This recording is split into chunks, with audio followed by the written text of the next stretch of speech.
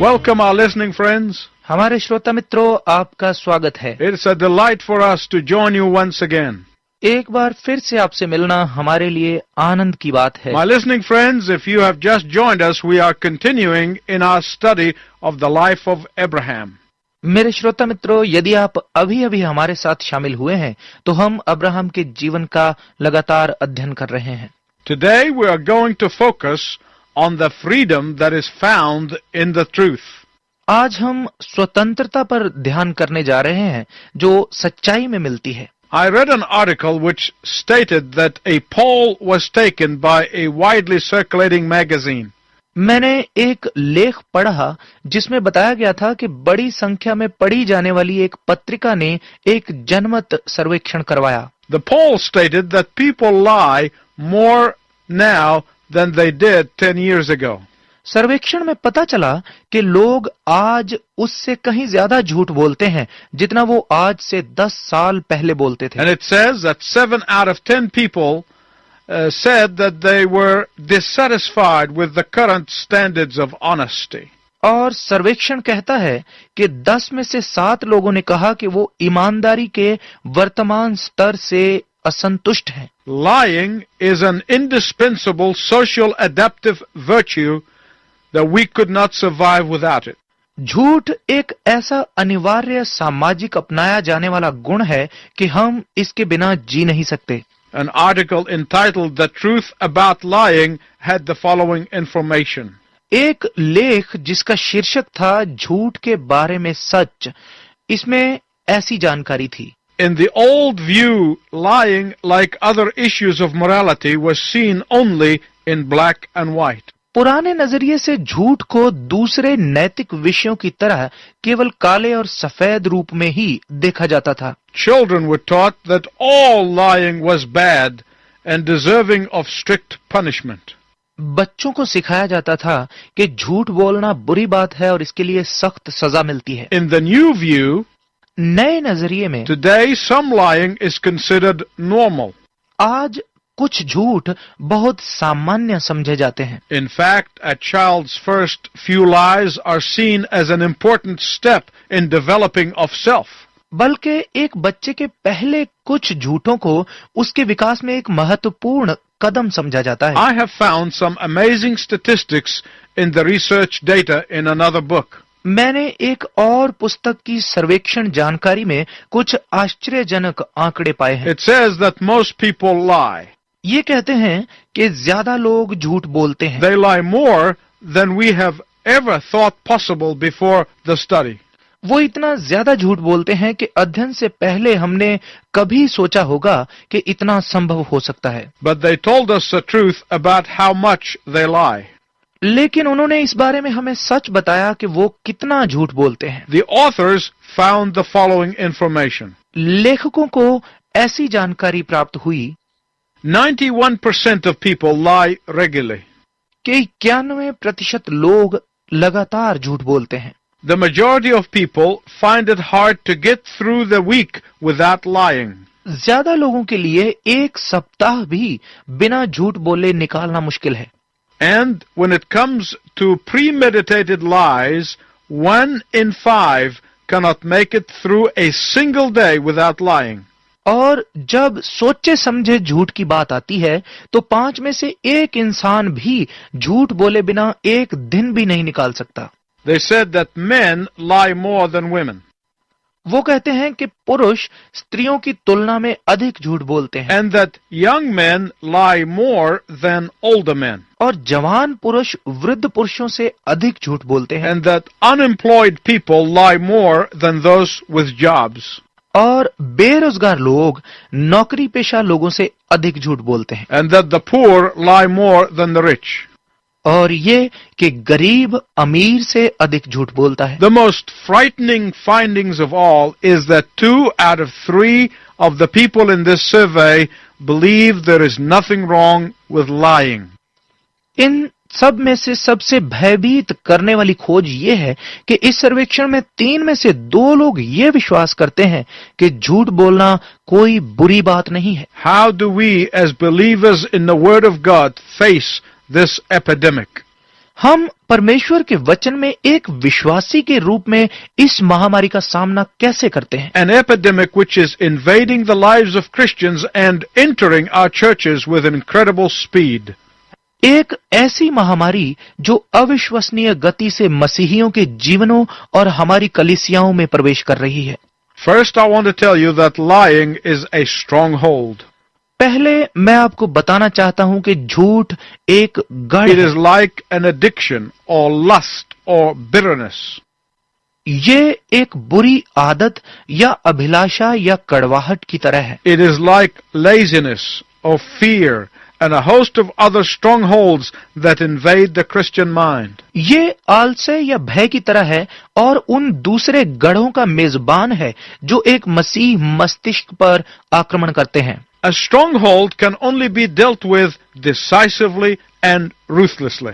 एक गढ़ के साथ केवल निर्णायक और निर्दयी तरीके से ही निपटा जा सकता है, Not half-heartedly or by rationalizing it.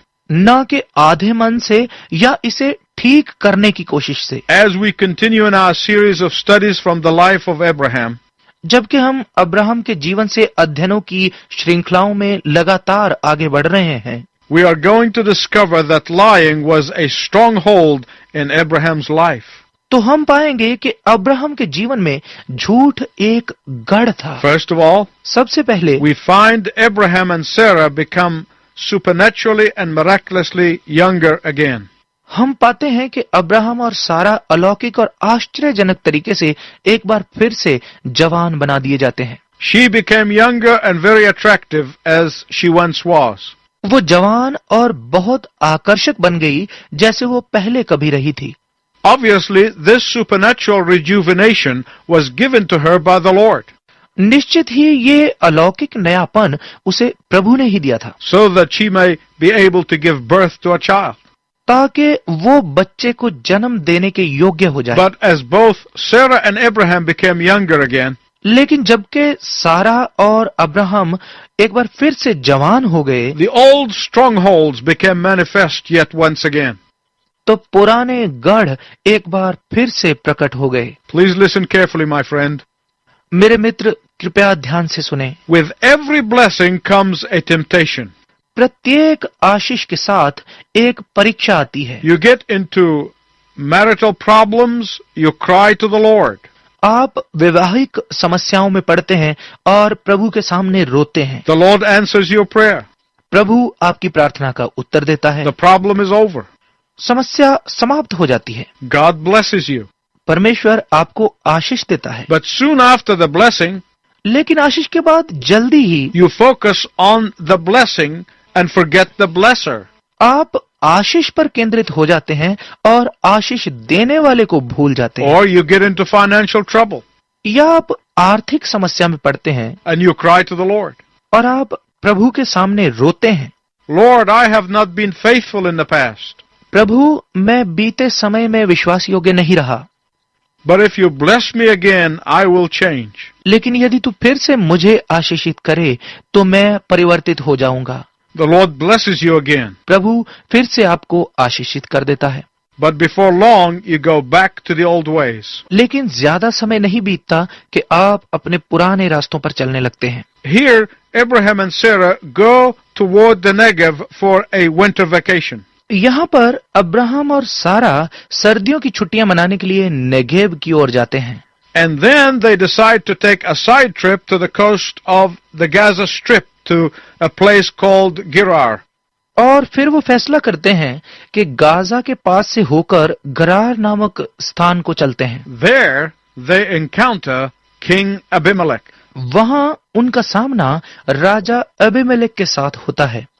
And there, Abraham falls back to his old nature and lies about Sarah. और वहां अब्राहम अपने पुराने स्वभाव में गिरता है और सारा के विषय में झूठ बोलता है। By now you would have thought that after the great spiritual blessings God has given them, अब तक आपने सोचा होगा कि उन महान आत्मिक आशीषों के बाद जो परमेश्वर ने उसको दी थी, after all of the first-hand dealings he had with the Lord, उन सब आदान प्रदानों के बाद जो उसने परमेश्वर के साथ किए, after the lessons he was given in trusting the Lord, उन शिक्षाओं के बाद जो उसे प्रभु पर भरोसा करने पर दी गई, after the incredible revelations and seeing the Lord face to face, उस आश्चर्यजनक प्रकाश और प्रभु को आमने सामने देखने के बाद, you would have thought Abraham would have stopped being afraid.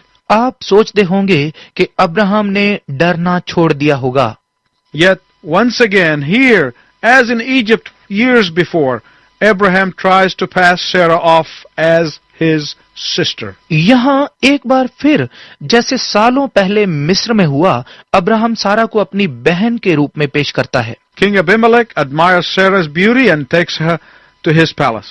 Raja Abimelech सारा की सुंदरता की प्रशंसा करता है और उसे अपने महल में ले जाता है। You can find this in the book of Genesis, chapter 20, verse 2. आप इसे उत्पत्ति की पुस्तक 20 अध्याय के 2 पद में देख सकते हैं। There she was once again stuck in a compromising situation. वहां वो एक बार फिर से समझौता करने वाली दशा में फंस गई। A married woman captive in the harem of a man who is not her husband. एक शादीशुदा स्त्री एक ऐसे मनुष्य के औरत खाने में बंदी है जो उसका पति नहीं है।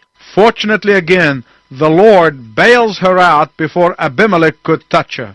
सौभाग्यवश फिर से प्रभु उसे वहां से निकाल लेता है, इससे पहले कि अबीमेलेक उसे छुए। The Lord revealed to Abimelech Sarah's true identity. प्रभु ने अबीमेलेक पर सारा की असल पहचान प्रकट कर दी। Unlike the earlier time when Abraham lied to Pharaoh, भिन्न रूप से जब पहले अब्राहम ने फिरौन से झूठ बोला, this time Abraham has reached such a spiritual maturity इस समय अब्राहम ऐसी आत्मिक परिपक्वता तक पहुंच चुका है that he repents immediately about this lie and even he prays for Abimelech. कि वो तुरंत इस झूठ के लिए पश्चाताप करता है, बल्कि वो अबीमेलेक के लिए प्रार्थना भी करता है। In chapter 21, we finally see the Lord fulfilling his long expected promise. 21 अध्याय में अंत में हम प्रभु को लंबे समय से प्रतीक्षा किए जा रहे अपने वायदे को पूरा करते हुए देखते हैं। My listening friends, I want you to listen very carefully. मेरे श्रोता मित्रों, मैं चाहता हूं कि आप बहुत ध्यानपूर्वक सुनें। We get impatient because the Lord does not come through when and how we want him to come through. जब प्रभु वैसे हमारी सहायता नहीं करता जैसे हम चाहते हैं कि वो करे, तो हम उतावले हो जाते हैं। We get angry with God because things do not go our way. हम परमेश्वर के साथ गुस्सा करने लगते हैं जब सब कुछ हमारे तरीके से नहीं होता। We wander off and do our thing and try to force God to perform a miracle when we want him to. हम अचंभा करते और अपना काम करते हैं और परमेश्वर के साथ जबरदस्ती करने की कोशिश करते हैं कि जब भी हम चाहें वो आश्चर्य कर्म करे। But through it all, our faithful God holds our hands, teaches us lessons and watches over us. लेकिन इसमें भी हमारा विश्वास योग्य परमेश्वर हमारे हाथ पकड़ता है, हमें शिक्षा देता है और हमें देखता रहता है। And on his appointed day, God keeps his promises. और अपने निश्चित दिन परमेश्वर अपने वायदे पूरे करता है। Sarah's womb that has long been dead became alive again. सारा की कोख जो लंबे समय से मर चुकी थी फिर से जीवित हो गई। Here God had not only demonstrated his sovereign will, यहाँ परमेश्वर ने केवल अपनी सर्वोच्च इच्छा का ही प्रदर्शन नहीं किया, but he is preparing the world for another miraculous birth nearly 2000 years later. लेकिन वो संसार को लगभग 2000 साल बाद होने वाले एक और आश्चर्यजनक जन्म के लिए तैयार कर रहा है। But the latter birth will be of a virgin who would deliver the Messiah. परंतु बाद में होने वाला ये जन्म एक कुंवारी से होगा जो मसीहा को जन्म देगी। In Genesis 21 verses 3 to 7 we see the following. उत्पत्ति 21 के 3 से 7 पदों में हम ये देखते हैं। In obedience to the Lord's direction for the sign of the covenant, Abraham circumcised Isaac on the 8th day. परमेश्वर के निर्देश की आज्ञाकारिता में वो निर्देश जो वाचा का संकेत था, अब्राहम ने 8वें दिन इसहाक का खतना किया। In verse 8 of chapter 21, we see Isaac grew up. 21 अध्याय के 8 पद में हम इसहाक को बड़ा हुआ देखते हैं। Possibly around the age of 5. संभवतः 5 साल की आयु के आसपास। A big feast was held on the occasion of his weaning. उसके दूध छुड़ाने के अवसर पर एक बड़ा प्रतिभोज किया गया। In verse 9, Sarah notices, in the midst of the festivities, past sins came to haunt them. 9 पद में उत्सव के बीच में ही सारा पाती है कि पुराने पाप उन पर मंडराने लगे हैं। Ishmael had developed a sibling rivalry and he was resenting Isaac. Ishmael में गहरा विरोध पैदा हो गया था और वो इसहाक पर कुढ़ने लगा था। By this time, Ishmael was about 17 years old. इस समय तक इश्माइल 17 साल का हो चुका था। Sibling rivalry is part of the original sin. गहरी विरोधता असल पाप का हिस्सा है। We see it first between Cain and Abel. हम इसे पहली बार कायन और हबेल के बीच में देखते हैं। And it continues today. और ये आज तक जारी है। Abraham had thought that Ishmael was the fulfillment of God's promise. Abraham ने सोचा था कि इश्माइल ही से परमेश्वर का वायदा पूरा हो गया। But Isaac came along. लेकिन इसहाक साथ में आ गया। Ishmael's position became irrevocably different and he doesn't like it. Ishmael की स्थिति अलग सी हो गई और ये उसे पसंद नहीं था। So throwing a huge party for Isaac made things worse for Ishmael. इस कारण इसहाक के लिए एक बड़ा उत्सव मनाने से इश्माइल को और दुख हो गया। The conflict between Ishmael and Isaac has very deep spiritual implications. Ishmael और इसहाक के बीच में जो मतभेद थे, इसमें बहुत गहरे आत्मिक संकेत हैं। It symbolizes the conflict in the Christian life. ये मसीही जीवन के मतभेदों को प्रकट करता है। And I want to tell you more about this. और मैं इसके बारे में आपको और बताना चाहता हूँ। But because our time is almost over, लेकिन क्योंकि हमारा समय लगभग समाप्त हो गया है, and I want to spend more time in explaining these important truths, और मैं इन महत्वपूर्ण सत्यों को स्पष्ट करने में और समय बिताना चाहता हूँ, I want to encourage you to tune in next time to hear how we deal with these conflicts in life. मैं आपको उत्साहित करना चाहता हूँ कि आप अगले प्रसारण में भी शामिल हों और सुनें कि हम जीवन में इन मतभेदों से कैसे निपटें। Until then, I wish you God's richest blessing. तब तक मैं परमेश्वर से आपके लिए उत्तम